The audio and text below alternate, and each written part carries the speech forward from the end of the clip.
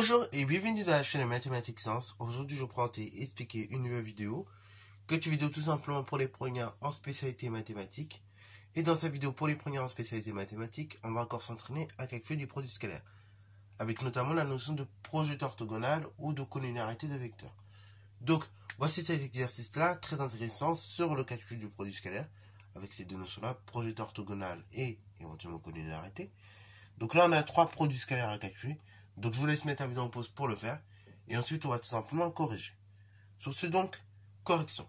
Alors l'exercice très intéressant, puisque vous allez voir, on va peut-être utiliser dans cette vidéo pour la première fois les formules de binarité qu'on avait vues précédemment.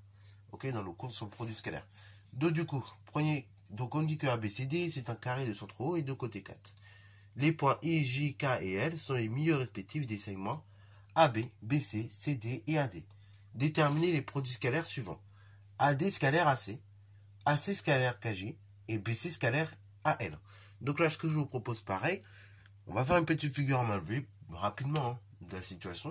Et après, comme ça va nous aider à faire les choses, ok, et à bien comprendre. Alors, du coup, premier produit scalaire à déterminer, donc ici, AD scalaire AC. Donc, AD il est où? AD, c'est ce vecteur-là. Scalaire, donc ici, AC. Donc, AD, je vous répète, scalaire AC. Donc là, comment je vais faire pour y arriver? Si je regarde ma figure de près, je vois que le point C, finalement, si je le projette sur point D, ça va pouvoir peut-être m'aider. Et oui, je constate ici que le point D, finalement, c'est le proche orthogonal du point C sur tout simplement à droite AD. Ok? Parce que tout simplement, je rappelle, ABCD, je n'étais pas codé, mais c'est un carré. Ok, bravo. Donc ABCD étant un carré, et dans ce cas, si je projette le point C sur la droite D, sur la droite AD, pardon, on dirait que le point D, c'est le proche orthogonal de C sur la droite AD.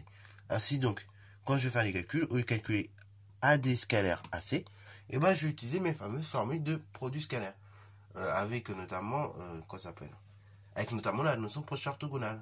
Je rappelle que AB scalaire AC, c'est donc égal à AB scalaire AH. Ok, bravo.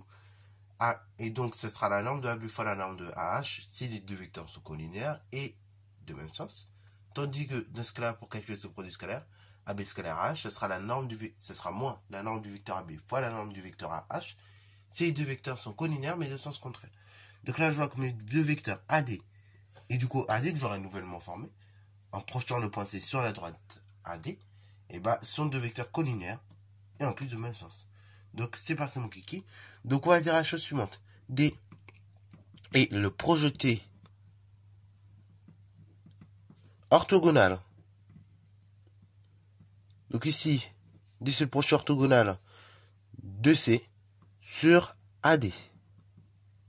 Donc, on a la chose suivante. AD scalaire AC.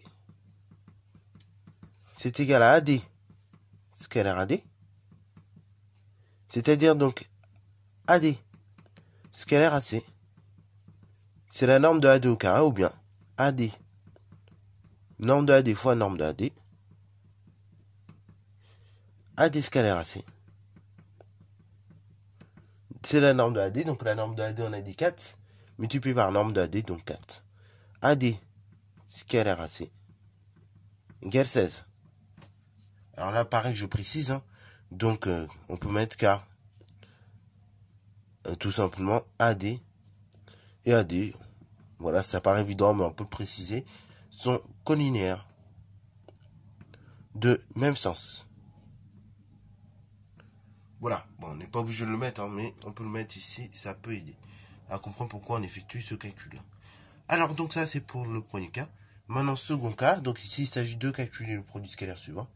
AC scalaire KJ.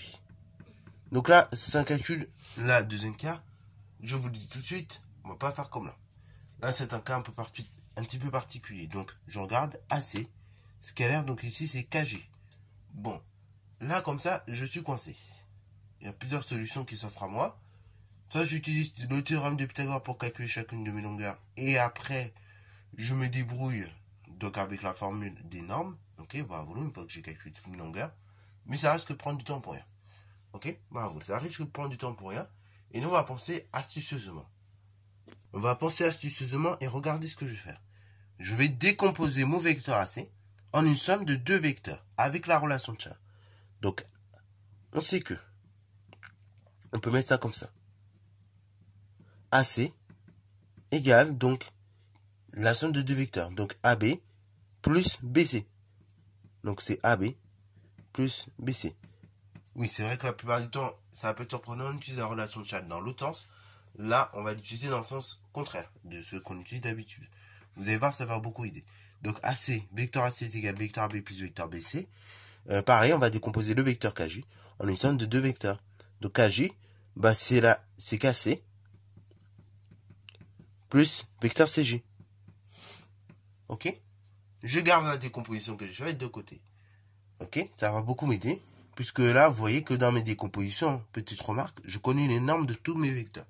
Donc, cette décomposition, après, je vais l'insérer. Ainsi, AC scalaire KJ est égal à la chose suivante. Donc, c'est égal, en fait, comme vecteur AC, et bah, c'est tout simplement vecteur AB plus vecteur BC, bah, c'est égal au vecteur AB plus vecteur BC, scalaire toujours. Donc, le vecteur KJ décomposé, hein, c'est-à-dire le vecteur KC plus le vecteur CJ.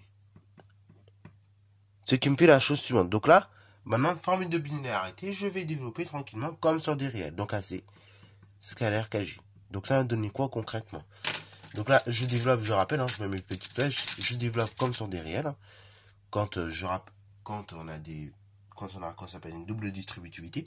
Donc ça me fait AC, scalaire KC. Ok? Donc AC, AB, pardon. Scalaire, donc KC. Plus, là j'ai que des plus, donc ça va aller vite. AB, scalaire CJ.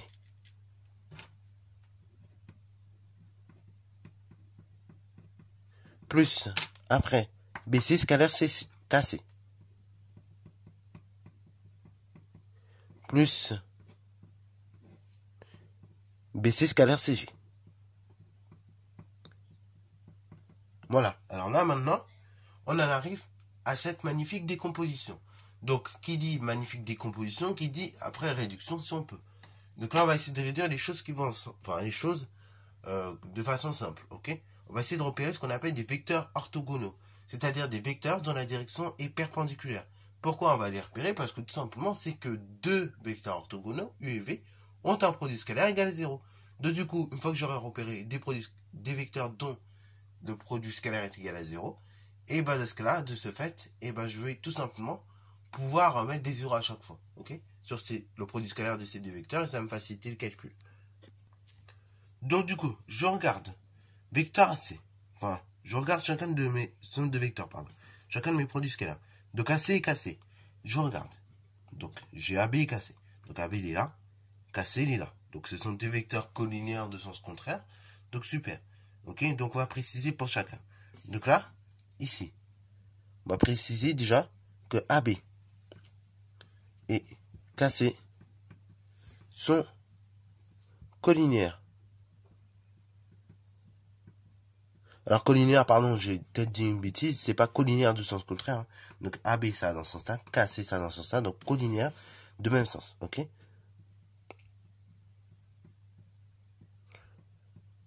Ainsi, donc tout simplement AB scalaire KC, c'est égal à la chose suivante, c'est norme d'AB fois norme de KC, directement. Ça, c'est la première des choses. Deuxième des choses, donc c'est pour mes deux vecteurs, donc ici AB et CJ. Donc je regarde mes vecteurs AB et je regarde le vecteur CJ. AB et CJ. Bah là je vois que de toute manière, ces deux vecteurs-là, ils suivent une direction qui est perpendiculaire, car on est dans un carré. Ah oui, les droites AB et CB sont perpendiculaires, parce qu'on est dans un carré. Or, le point G appartenant donc à la droite CB, et bien dans ce cas-là, en réalité, c'est la droite AB qui est perpendiculaire à la droite CG également. Et donc, les vecteurs AB et CJ sont donc orthogonaux, produit scalaire égal à 0. On peut le noter. Donc voilà la justification un petit peu rigoureuse et longue, mais voilà donc une justification que l'on peut rédiger. Hein. Donc A, B, C, J, on peut dire qu'ils suivent des directions perpendiculaires, car les droites A, B, C, B sont perpendiculaires. Et comme on est dans le carré, parce que tout simplement on est dans un carré ABCD, depuis ce point J, donc, tout simplement, et ben en fait, il appartient à la droite CB. Donc en fait, on peut même dire que les droites AB et CJ sont perpendiculaires. Et ainsi, les vecteurs AB et CJ sont orthogonaux, ce qui signifie produit scalaire de ces deux vecteurs égale 0. Donc là, on va procéder à l'analyse, pareil, de ce produit scalaire. Donc BC scalaire KC. Donc on va essayer d'analyser un petit peu les choses. Donc BC et KC. Donc BC et KC. Donc là, je vois BC, il est certainement ici. Hein. Je vois KC, il est certainement ici. Donc même justification tout à l'heure. Hein. Donc on voit que les droites DC et CB suivent des directions perpendiculaires. Elles sont perpendiculaires car on est dans le carré ABCD. De plus, le point K appartient à la droite DC. Donc en fait, on peut dire que la droite CK est perpendiculaire à la droite CB.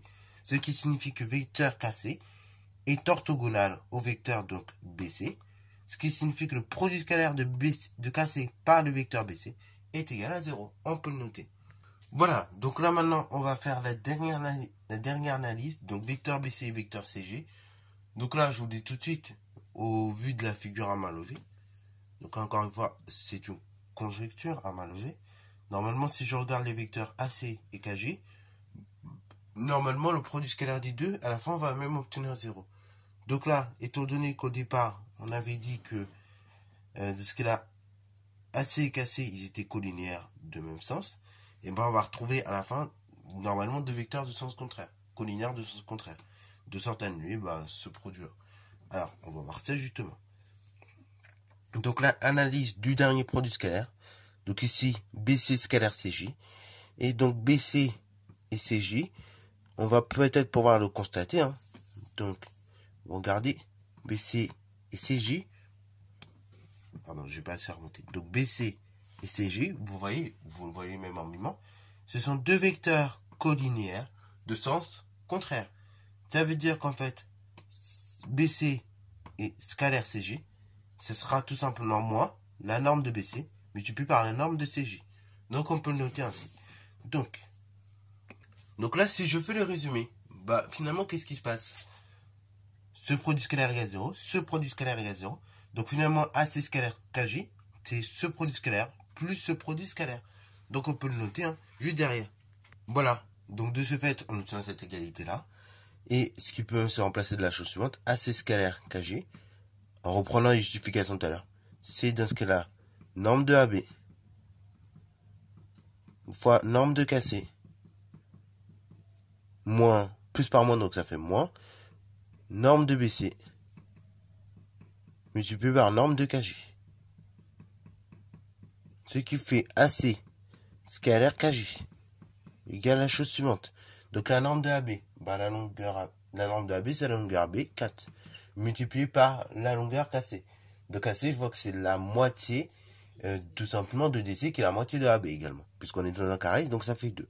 Moins BC, BC, c'est la longueur BC. Norme de BC, c'est longueur BC. Donc moins 4, multiplié par KJ, pardon, c'est pas KJ, d'ailleurs, c'est CJ, j'avais noté pourtant en haut, mais j'ai pas fait attention. Donc moins norme de, multiplié par norme de CJ. Donc CJ, je vois, c'est la longueur, c'est la moitié de BC. Donc c'est-à-dire de AC scalaire KJ. Ça fait 8 moins 8, 0, directement. Donc là, on a bien deux vecteurs collinéaires. Et là, on l'a justifié avec une démonstration rigoureuse. Alors là, c'est vrai que cette partie était un peu compliquée. Pas aller y penser, à décomposer les vecteurs. Mais ne vous inquiétez pas, vous aurez 2 exercices où vous aurez l'occasion de décomposer des vecteurs et de calculer des produits scalaires. Ok, ne vous inquiétez pas, j'en ai prévu pas mal d'autres aussi. Ok, donc, petite précision également, on aurait pu utiliser pour cet exercice qui aurait été beaucoup plus court, le théorème de la droite des milieux. Ça aurait été beaucoup plus simple, mais étant donné qu'on ne l'a pas spécialement traité au collège, du coup vous ne connaissez même pas de quoi il parle ce théorème. Et dans ce cas-là, voilà, c'est pour cela que on fait comme ceci, qui est un peu plus long, ok? Bravo. Parce que malheureusement au collège on n'a pas traité certaines choses, donc du coup on ne peut pas faire avec les méthodes classiques. Tous ceux qui sont avant 2004 connaissent peut-être le théorème de la droite des milieux, mais après 2004, en général, ça n'a pas été traité au collège. Ok. Alors, du coup, ça c'est pour le deuxième produit scalaire. Troisième produit scalaire, BC scalaire AL. Donc là, rapidement, je regarde BC, enfin, je vous projette la figure en même temps. Je regarde le vecteur BC. Donc le vecteur BC, je le vois. Je regarde également le vecteur AL. Donc là, BC et AL. Ben, je vois que finalement, ce sont deux vecteurs collinéaires et de même sens. Ok, bravo. BC, ben, on va vers le haut. AL, on va également vers le haut, si je peux dire ça comme ça. Donc, on peut mettre BC et AL sont collinéaires de même sens. Donc, qu'est-ce qui se passe? Ça fait donc BC scalaire AL égale norme de BC multiplié par norme de AL. Ça fait donc BC scalaire AL est égal norme de BC. Norme de BC, c'est la longueur BC, 4, multiplié par norme de AL. Donc AL, bah, c'est la moitié de AD, qui est également la moitié de BC. Donc ce qui fait 2. Ainsi, donc on a dit BC scalaire AL, c'est 4 fois 2, 8. Terminé. Voilà, voilà. Donc sur ce, c'est la fin de cette vidéo. J'espère qu'elle t'a plu. Si c'est le cas, n'hésite pas à la liker, commenter et bonne à toi en mathématiques et en sciences.